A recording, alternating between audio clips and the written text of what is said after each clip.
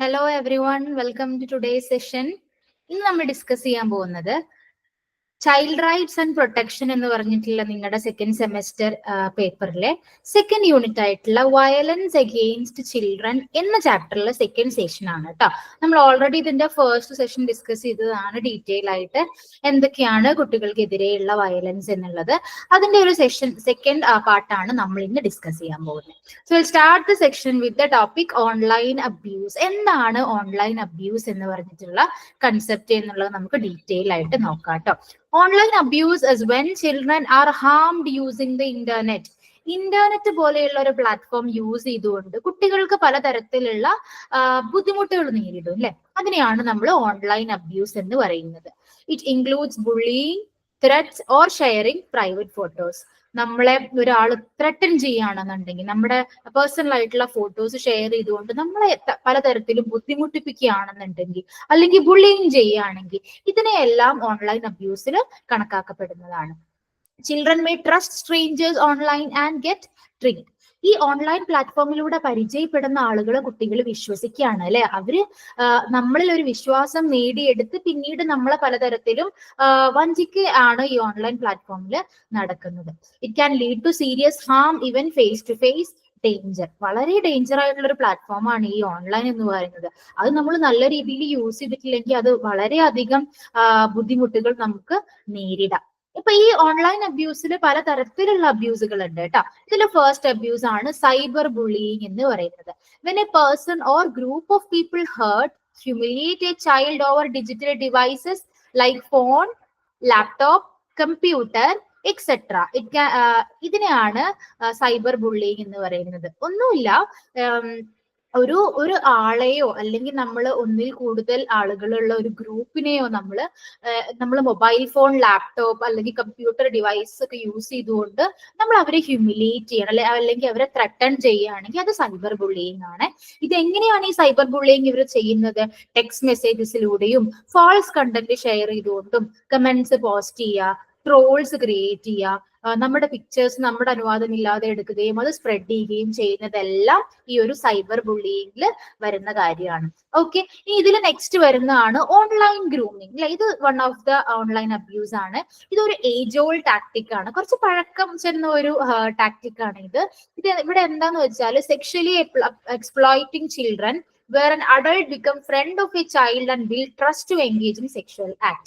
ഇവിടെ ഈ ഓൺലൈൻ പ്ലാറ്റ്ഫോമിൽ വരുന്ന ഈ ഒരു ഗ്രൂമർ അല്ലെങ്കിൽ ഈ ഒരു അഡൾട്ട് നമ്മുടെ കുട്ടിയുടെ ഫ്രണ്ട് ആവുകയും പിന്നീട് എല്ലാ തരത്തിലും ഒരു ട്രസ്റ്റ് ആ കുട്ടിയിൽ ഉണ്ടാക്കിയെടുത്തതിന് ശേഷം സെക്ഷൽ ആക്ട് കമ്മിറ്റ് ചെയ്യാൻ വേണ്ടി ആ കുട്ടീനെ എന്താ പറയാ നിർബന്ധിക്കുന്നതിനെയാണ് ഓൺലൈൻ ഗ്രൂമിങ് എന്ന് പറയുന്നത്. ഇനി ഇത് ഓൺലൈൻ സെറ്റപ്പിൽ മാത്രമല്ല ഓഫ്ലൈൻ സെറ്റപ്പിലും നടക്കാം കേട്ടോ. അതിൽ കൺസിഡർ ചെയ്യുന്നത് എങ്ങനെയെന്ന് വെച്ചാൽ കുട്ടിയുടെ ഏറ്റവും ക്ലോസ് ഫാമിലിയുടെ ഉള്ളിലുള്ള ഒരാളായിരിക്കാം മേ ബി ഈ ഒരു ഗ്രൂമർ. പക്ഷേ ഓഫ്ലൈൻ സെറ്റപ്പിൽ വെച്ച് കമ്പയർ ചെയ്ത് നോക്കുമ്പോൾ ഓൺലൈൻ ഗ്രൂമിംഗ് ആണ് കുറച്ചുകൂടെ സ്കെയറി ആയിട്ടുള്ളത്. കാരണം നമുക്ക് പെട്ടെന്ന് ആളെ സ്പോട്ട് ചെയ്യാൻ ബുദ്ധിമുട്ടാണ് ഓൺലൈനിൽ. ഓഫ്ലൈൻ ആണെങ്കിൽ നമുക്ക് പെട്ടെന്ന് ആളെ സ്പോട്ട് ചെയ്തെടുക്കാൻ പറ്റും. Online groomer can be a non-adult or stranger who influence in all sense to facilitate online sexual contact. ഈ ഓൺലൈൻ ഗ്രൂമർ എന്ന് പറയുന്നത് ആ കുട്ടിക്ക് ഏറ്റവും പരിചയമുള്ള ഒരാളാവാം അല്ലെങ്കിൽ ഒരു സ്ട്രേഞ്ചർ ആവാം. ഇയാള് വഴി ഇയാൾ ഈ കുട്ടീനെ എന്ത് ചെയ്യാണ്? ഓൺലൈൻ സെക്ഷൽ കോണ്ടാക്ടിന് വേണ്ടിയിട്ട് ഫെസിലിറ്റേറ്റ് ചെയ്യില്ല, ഈ കുട്ടീനെ ഫോഴ്സ് ചെയ്യാണ് ചെയ്യുന്നത്. This can happen more on sites and apps where children are more active. ഈ ഓൺലൈൻ ഗ്രൂമിംഗ് പ്രധാനമായും നടക്കുന്നത് കുട്ടികൾ യൂസ് ചെയ്യുന്ന സൈറ്റുകളിലും ആപ്പുകളിലും ഒക്കെയാണ് ഈ ഒരു ഓൺലൈൻ ഗ്രൂമിംഗ് നടക്കുന്നത്. They develop more emotional connection with the child by giving and encouragement, sending gifts etcetera. ഇവിടെ ഈ ഒരു സ്ട്രേഞ്ചർ കുട്ടികളെ നന്നായിട്ട് എൻകറേജ് ചെയ്യും അല്ലെ, പല തരത്തിലും എൻകറേജ് ചെയ്യുകയും കുട്ടിക്ക് ഇഷ്ടമുള്ള ഗിഫ്റ്റ്സ് സെൻഡ് ചെയ്ത് കൊടുക്കുകയും എല്ലാം ചെയ്ത് അതിലൂടെ ഒരു ഇമോഷണൽ കണക്ഷൻ ബിൽഡ് ചെയ്തതിന് ശേഷമാണ് ഇത്തരം എക്സ്പ്ലോയിറ്റേഷൻ നടക്കുന്നത്. അടുത്ത ഓൺലൈൻ അബ്യൂസ് ആണ് സെക്ഷുവൽ ഓൺലൈൻ അബ്യൂസ് എന്ന് പറയുന്നത്. This happens when a person manipulates and force a child to engage in sexual activity. ഒരു സ്ട്രേഞ്ചർ ആയിക്കോട്ടെ, ഒരു അറിയുന്ന ആളായിക്കോട്ടെ, അയാൾ ഈ കുട്ടീനെ ഫോഴ്സ് ചെയ്തിട്ട് സെക്ഷൽ ആക്ടിവിറ്റി എൻഗേജ് ചെയ്യിപ്പിക്കുന്നതിനെയാണ് ഓൺലൈൻ സെക്ഷൽ അബ്യൂസ് എന്ന് പറയുന്നത്.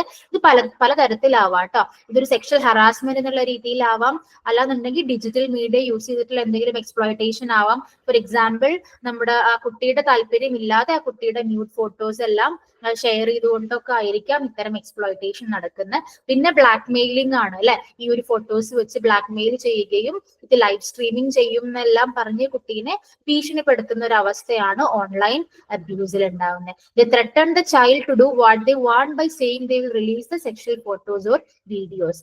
ഞാൻ പറയുന്നതിന് നീ അനുവദിച്ചിട്ടില്ലെങ്കിൽ നിന്റെ ഫോട്ടോസും വീഡിയോസും ഞാൻ റിലീസ് ചെയ്യും എന്നുള്ള പേരിലാണ് ത്രെട്ടനിങ് ഇവിടെ ചെയ്യുക കേട്ടോ. ഓൺലൈൻ അബ്യൂസ് ഇത് വളരെ ശ്രദ്ധിക്കേണ്ട ഒരു പ്ലാറ്റ്ഫോമാണ് ഓൺലൈൻ.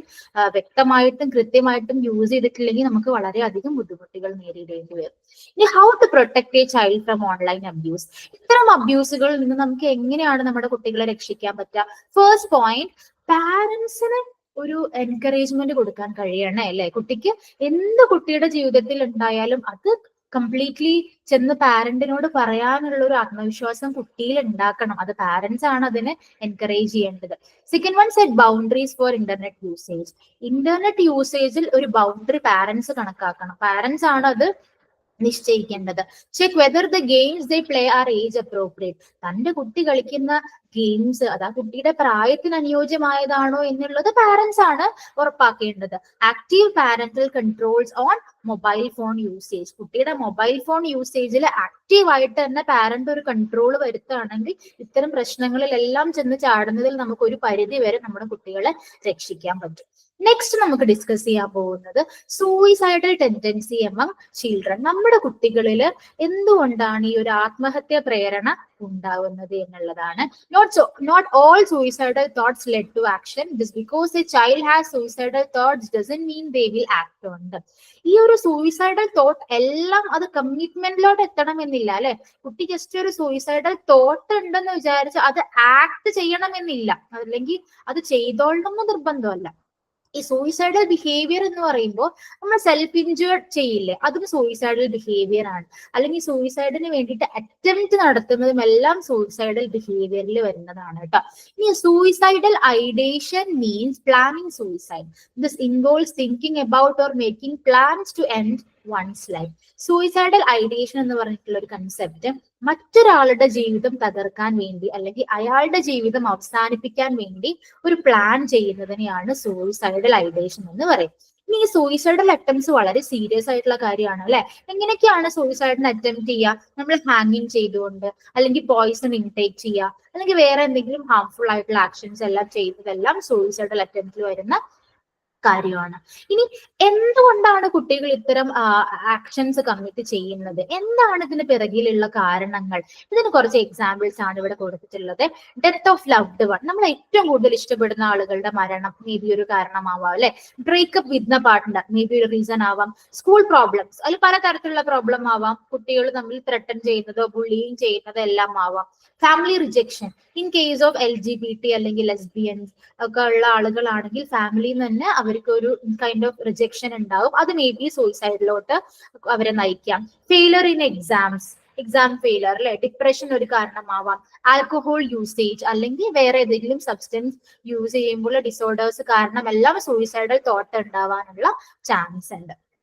അടുത്തത്, the following may help to reduce the risk of suicide. എങ്ങനെ നമുക്ക് സൂയിസൈഡിന്റെ റിസ്ക് റെഡ്യൂസ് ചെയ്യാം? ഫസ്റ്റ് വൺ, പ്രോപ്പർ ആയിട്ടുള്ള ഒരു മെന്റൽ അല്ലെങ്കിൽ ഒരു ഫിസിക്കൽ കെയർ നമുക്ക് വേണമല്ലോ. ഇൻ കേസ് നമുക്ക് എന്തെങ്കിലും ഡിസോർഡേഴ്സ് ഫീൽ ചെയ്യുകയാണെങ്കിൽ അതിനുള്ള ട്രീറ്റ്മെന്റ്, എഫക്റ്റീവ് ആയിട്ടുള്ള ഒരു കെയർ നമ്മൾ എടുക്കുക. Getting support from family and community, നമ്മുടെ ഫാമിലിയിൽ നിന്നും കമ്മ്യൂണിറ്റിയിൽ നിന്നും നമുക്ക് നല്ലൊരു സപ്പോർട്ട് ലഭിക്കണം.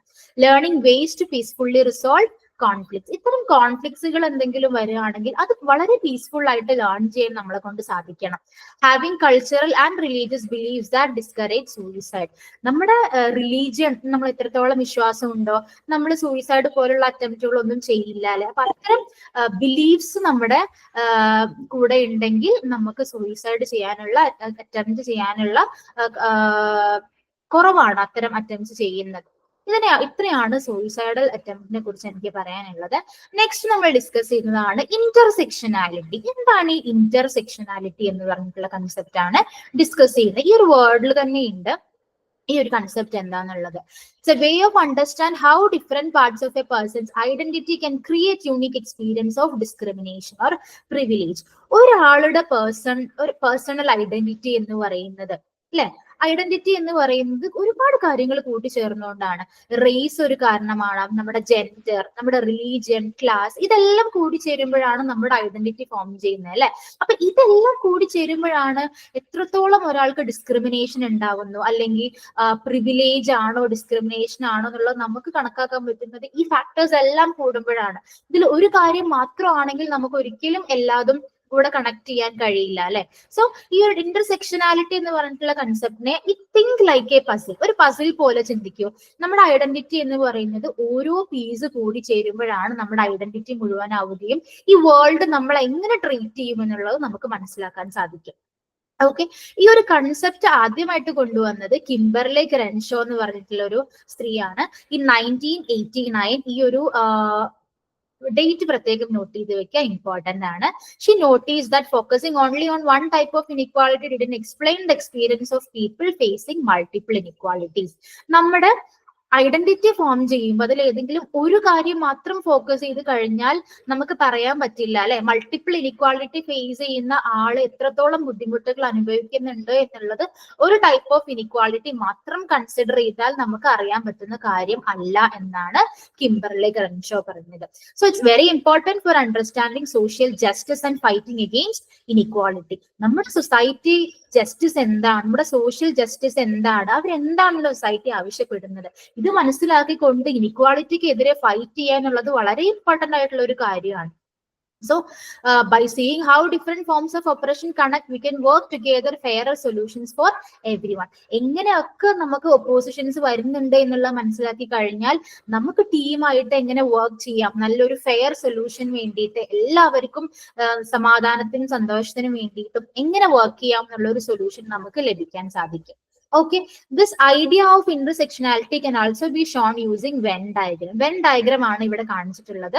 അതായത് വിഷ്വലൈസ് ചെയ്യാണ് എങ്ങനെ എല്ലാ കാറ്റഗറീസും ഓവർലാപ്പ് ചെയ്യുന്നു, ഇന്റർകണക്ട് ചെയ്യുന്നു എന്നുള്ളതാണ് വെൻ ഡയഗ്രത്തിലൂടെ ഇവിടെ കാണിച്ചിട്ടുള്ളത്. ഈ ഒരു പിക്ചറിൽ ക്ലിയർ ആയിട്ട് മനസ്സിലാവും എങ്ങനെ ഒരാളുടെ റേസ്, ജെൻഡർ, റിലീജിയൻ, കാസ്റ്റ്, ഇത്തരം കാര്യങ്ങളെല്ലാം എങ്ങനെ ഇന്റർകണക്ട് ചെയ്തിട്ടുണ്ട്. ഒരു ഇൻഡിവിജ്വലിനെ സംബന്ധിച്ചിടത്തോളം ഈ കാര്യങ്ങളെല്ലാം എത്രത്തോളം ഇന്റർകണക്റ്റഡ് ആണ് എന്ന് കാണിക്കുന്ന ഒരു പിക്ചറാണ് ഇവിടെ കാണിച്ചിട്ടുള്ളത് കേട്ടോ. നമ്മൾ നെക്സ്റ്റ് ടോപ്പിക്കിലോട്ട് പോവാണ്. Consequences of impact of violence of children. കുട്ടികൾ ഇത്തരം വയലൻസ് നേരിടുമ്പോൾ എത്രത്തോളം കോൺസിക്വൻസ് ഇവർ ഫേസ് ചെയ്യുന്നുണ്ട്, എന്തൊക്കെയാണ് ഇവർ ഫേസ് ചെയ്യുന്ന ചലഞ്ചസ് ലൈഫിൽ, ഈ കാര്യങ്ങളാണ് ഡിസ്കസ് ചെയ്യുന്നത്. It has life long impacts on health and wellbeing of children, families and communities. ഒരു കുട്ടിക്ക് ഇത്തരം ഒരു ബുദ്ധിമുട്ട് നേരിടുകയാണെങ്കിൽ ആ കുട്ടീനെ മാത്രമല്ല അല്ലെ, ആ ഫാമിലിനെയും ആ കമ്മ്യൂണിറ്റീനെയും എല്ലാം ലൈഫ് ലോങ് അത് എഫക്ട് ചെയ്യുന്ന ഒരു കാര്യമാണ്. Cause physical and psychological trauma അല്ലെ, ഫിസിക്കലിയും സൈക്കോളജിക്കലിയും ആ കുട്ടി ഒരുപാട് ബുദ്ധിമുട്ടുകളിലൂടെ കടന്നു പോകും. ആങ്സൈറ്റി ആൻഡ് ഡിപ്രഷൻ പ്രോബ്ലംസ് ഉണ്ടാവാം. മേ ബി അത് ആ കുട്ടിയുടെ മരണത്തിലോട്ട് വരെ എത്തിച്ചേരാവുന്നതാണ്. സിവിയർ ആയിട്ടുള്ള ഇഞ്ചറീസ് ഉണ്ടാവാൻ ചാൻസ് ഉണ്ട് അല്ലെ, അത് ബ്രെയിൻ ഇഞ്ചറി ആവാം, നെർവസ് സിസ്റ്റം ഡെവലപ്മെന്റിനെ എഫക്ട് ചെയ്യുന്നതാവാം. ആ കുട്ടിക്ക് ഒരിക്കലും പിന്നീട് പോസിറ്റീവായിട്ട് നമ്മുടെ ലൈഫിനെ കോപ്പപ്പ് ചെയ്യാൻ കഴിയില്ല. ഒരു നെഗറ്റീവ് കോപ്പിംഗ് ആയിരിക്കും എപ്പോഴും ഉണ്ടാവുന്നത് അല്ലെ. പിന്നെ ഇത്തരം വയലൻസ് നേരിടുന്ന കുട്ടികൾ അൺഇന്റന്റഡ് ആയിട്ടുള്ള പ്രഗ്നൻസി ഉണ്ടാവാൻ ചാൻസ് ഉണ്ട്, അതുവഴിയുള്ള അബോർഷൻസ് ഉണ്ടാവാൻ ചാൻസ് ഉണ്ട്. അപ്പൊ ഇതെല്ലാം കുട്ടീനെ വളരെ അഡ്വേഴ്സ് ആയിട്ട് എഫക്ട് ചെയ്യുന്ന കാര്യങ്ങളാണ്. നെക്സ്റ്റ് ടോപ്പിക് എന്ന് പറയുന്ന factors leading to vulnerability of children in Tamil Nadu and root causes. തമിഴ്നാടില് ഇത്തരം പ്രശ്നങ്ങൾ അനുഭവിക്കുന്ന കുട്ടികൾ എന്തൊക്കെ പ്രോബ്ലംസ് ആണ് നേരിടുന്നത്, ഇതിന്റെ റൂട്ട് കോസസ് എന്തൊക്കെയാണ് എന്നുള്ളതാണ് ഡിസ്കസ് ചെയ്യുന്നത്. ഇൻഡിവിജ്വൽ ലെവലിലാണ് ആദ്യം നമ്മൾ കൺസിഡർ ചെയ്യുന്നത്. ഇൻഡിവിജ്വൽ ലെവലിലാണെങ്കിൽ ബയോളജിക്കൽ അല്ലെ, നമ്മുടെ ഒരു സ്ത്രീയാണോ പുരുഷനാണോ എന്നുള്ളതനുസരിച്ചിട്ടിരിക്കും ഒരു കുട്ടി എത്രത്തോളം ബുദ്ധിമുട്ട് അനുഭവിക്കുന്നു എന്നുള്ളത്. അത് ആ കുട്ടിന്റെ ഏജ് ഫാക്ടറിനെ ഡിപ്പെൻഡ് ചെയ്തുകൊണ്ടിരിക്കും. ലോവർ ലെവൽ ഓഫ് എഡ്യൂക്കേഷൻ അല്ലെ, മതിയായിട്ടുള്ള വിദ്യാഭ്യാസം ഇല്ലായ്മ മേ ബി ഒരു പ്രശ്നമാവാം. Low income is a problem. Identifying as lesbian or gay, നമ്മുടെ സൊസൈറ്റി വേറെ തന്നെ കാണുന്ന ഒരു വിഭാഗമാണ്. അപ്പൊ അത്തരം വിഭാഗത്തിലുള്ള ആളുകൾ പ്രത്യേകിച്ചും കൂടുതൽ പ്രോബ്ലംസ് നേരിടാൻ ചാൻസ് ഉണ്ട്.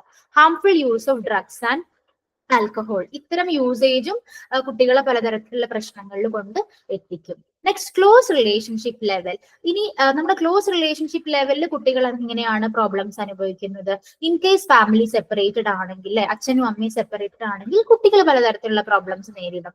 Poor parental practice, parental controls അല്ലെങ്കിൽ പാരന്റ്സിന്റെ ഒരു ശ്രദ്ധ കുറവാണെങ്കിൽ പലതരത്തിലുള്ള പ്രോബ്ലംസ് ഉണ്ടാവാൻ ചാൻസ് ഉണ്ട്. ഏർലി മാരേജ് അല്ലെങ്കിൽ forced marriage may be a reason. Lack of emotional bonding between children and parents, പാരന്റ്സും കുട്ടിയും തമ്മിൽ മതിയായിട്ടുള്ള ഒരു ഇമോഷണൽ ബോണ്ടിങ് ഇല്ലെങ്കിൽ അത്തരം സാഹചര്യത്തിലും കുട്ടികൾക്ക് ഇത്രത്തോളം പ്രശ്നങ്ങളിലോട്ട് പോകാനുള്ള ചാൻസ് കൂടുതലാണ്. Next, community level. കമ്മ്യൂണിറ്റി ലെവലിൽ നോക്കുകയാണെങ്കിൽ overall poverty is A reason. High population density ഉള്ള റീജിയണിൽ ഇത്തരം പ്രോബ്ലംസ് ഉണ്ടാവാൻ ചാൻസ് ഉണ്ട്.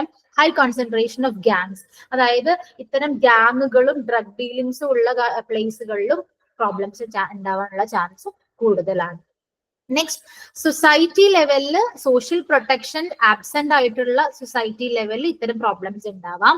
ഇനി setting with weak governance and poor law enforcement, അതായത് ഗവൺമെന്റിന്റെ ലോ അത്രത്തോളം കാര്യമായിട്ടൊന്നും ചെയ്യാത്ത സൊസൈറ്റിയിലും ഇത്തരം പ്രോബ്ലംസ് കുട്ടികൾ നേരിടാനുള്ള ചാൻസ് വളരെ കൂടുതലാണ്. ഇനി what are the root causes for the vulnerability of children to violence? ഇത്തരം വയലൻസിലോട്ട് എത്താനുള്ള റൂട്ട് കോസ് എന്തൊക്കെയാണെന്നുള്ളതാണ്. ഫസ്റ്റ് വൺ നമ്മൾ ഓൾറെഡി പറഞ്ഞ പോലെ തന്നെ അട്ടർ പോവർട്ടി, അല്ലെ? പോവർട്ടി കാരണം children who lack basic needs and care at home are compelled to go for petty jobs at an early age and become vulnerable for exploitation and violence. കുടുംബത്തിലെ ബുദ്ധിമുട്ടുകൾ കാരണം, അല്ലെ, വളരെ ചെറിയ പ്രായത്തിൽ തന്നെ കുട്ടികൾക്ക് ജോലിക്ക് പോകേണ്ട സാഹചര്യം വരുമ്പോൾ അത്തരം കേസുകളിൽ ഇത്തരം എക്സ്പ്ലോയിറ്റേഷൻ ആൻഡ് വയലൻസ് നേരിടാനുള്ള ചാൻസ് വളരെ കൂടുതലാണ്. Lack of parental control and supervision. In low and middle income families both parents have to go for job leaving the child at home. Lower level families, അതുപോലെ തന്നെ middle level families എല്ലാം both പാരന്റ്സും ജോലിക്ക് പോകുന്ന ഒരു അവസ്ഥയായിരിക്കും. അങ്ങനത്തെ കേസിൽ കുട്ടികളാണ് വീട്ടിൽ തനിച്ചിരിക്കുന്നത്, അല്ലെ? അപ്പൊ അത്തരം കേസസിലും കുട്ടികൾ പലതരത്തിലുള്ള വയലൻസ് നേരിടാനുള്ള ചാൻസ് കൂടുതലാണ്. ഇനി അഫ്ലുവന്റ് ഫാമിലീസ് ആണെന്നുണ്ടെങ്കിൽ, അഫ്ലുവന്റ് ഫാമിലീസ് എന്ന് പറയുമ്പോൾ in case parents full support കൊടുത്തിട്ടുള്ള കുട്ടികളുടെ കേസിലാണെങ്കിലും അവർ ഇത്തരം ഓൺലൈൻ പ്ലാറ്റ്ഫോമിൽ വളരെ അഡിക്റ്റഡ് ആയിരിക്കും. അപ്പോൾ അത്തരം കുട്ടികള് ഇങ്ങനെയുള്ള അഗ്രഷൻ വീഡിയോസ് അല്ലെങ്കിൽ മോശമായിട്ടുള്ള വീഡിയോസും പിക്ചേഴ്സും കാണുന്നതിലൂടെ അവർ സെക്സ് പ്രോൺ ആവുകയും സെക്ഷൽ അസോൾട്ടിലോട്ടെല്ലാം പോകാനുള്ള ചാൻസും കൂടുതലാണ്. ഇനി വേറൊരു റൂട്ട് കോസ് ആയിട്ട് പറയുന്നത് lack of moral values and religiosity in general public. നമ്മുടെ റിലീജിയനുമായിട്ട് നമ്മൾ അത്ര അടുത്തിട്ടില്ലെങ്കിൽ, നമുക്ക് അതിലൊരു വിശ്വാസം ഇല്ല എന്നുണ്ടെങ്കിൽ, നമ്മുടെ മോറൽ വാല്യൂസ് നമുക്ക് കുറവാണെങ്കിൽ ഇത്തരം വയലൻസ് കുട്ടികളിൽ ഉണ്ടാവാനുള്ള ചാൻസ് കൂടുതലാണ്. സോ നമ്മുടെ റിലീജിയസ് വൈസ് നമുക്ക് എപ്പോഴും ഒരു വിശ്വാസം ഉണ്ടെങ്കിൽ നമുക്കത് വളരെയധികം ഒരു ആത്മവിശ്വാസം, കോൺഫിഡൻസും ആയിരിക്കും. സോ ഇതെല്ലാമാണ് റൂട്ട് കോസ് ആയിട്ട് പറയുന്നത്. So that's all about this chapter. നമ്മൾ വളരെ വ്യക്തമായിട്ട് ഡിസ്കസ് ചെയ്തു എന്തൊക്കെയാണ് കുട്ടികൾ നേരിടുന്ന പ്രശ്നങ്ങൾ. അത് ഓൺലൈൻ പ്ലാറ്റ്ഫോമിലായാലും സ്വന്തം വീട്ടിലാണെങ്കിലും എന്തൊക്കെ പ്രശ്നങ്ങൾ കുട്ടികൾ നേരിടാം, അതിനെ നമുക്ക് എങ്ങനെ ഇല്ലാതാക്കാം എന്നുള്ള കാര്യങ്ങളാണ്. വളരെ ഇമ്പോർട്ടന്റ് ആയിട്ടുള്ള ഒരു ചാപ്റ്റർ ആണ്, അല്ലെ? നമ്മുടെ കറന്റ് സിനാരിയോയില് അതാണ് നമ്മൾ ഡിസ്കസ് ചെയ്തത്. I hope you understood. നമ്മൾ ഇനി നെക്സ്റ്റ് വീഡിയോ ആയിട്ട് കാണുന്നതായിരിക്കും. അതുവരേക്കും bye, take care. Thank you for joining.